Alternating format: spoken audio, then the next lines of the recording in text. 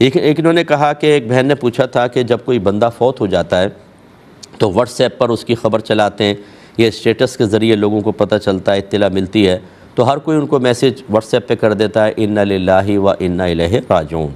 کیا اس طرح تعزیت کرنا صحیح ہے؟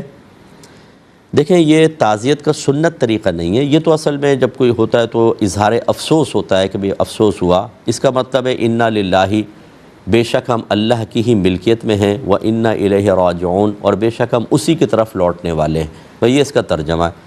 تو یہ عمومی طور پہ ہم صدمے کے اندر افسوس کے طور پہ کہہ دیتے ہیں، لیکن حقیقتاً یہ تعزیت نہیں ہے۔ تعزیت کیا ہے کہ آپ ہمدردی کا اظہار کریں، اس کے دکھ کو ہلکا کریں، مردے کے بارے میں اچھی بات کہیں کہ آپ بے فکر رہیں، انشاءاللہ اللہ تعالیٰ ان کے لیے آسانی پیدا کرے گا، دعا کریں تاکہ ان کا غم ہلکا ہو۔ خالی انا للہ و انا الیہ راجعون کہنے سے کیا ہوگا؟ یہ یعنی کامل تعزیت نہیں ہے، نہ یہ کوئی تعزیت کی نیت سے کرتا ہوگا، ایک رسم پوری کر رہا ہے۔ تعزیت ایک الگ شے ہے، اور اس طریقے سے ایک جملہ لکھ کر اظہار افسوس کرنے کا الگ چیز ہے۔ تعزیت مستقل بنیاد پر ہونی چاہیے۔ ایک بہن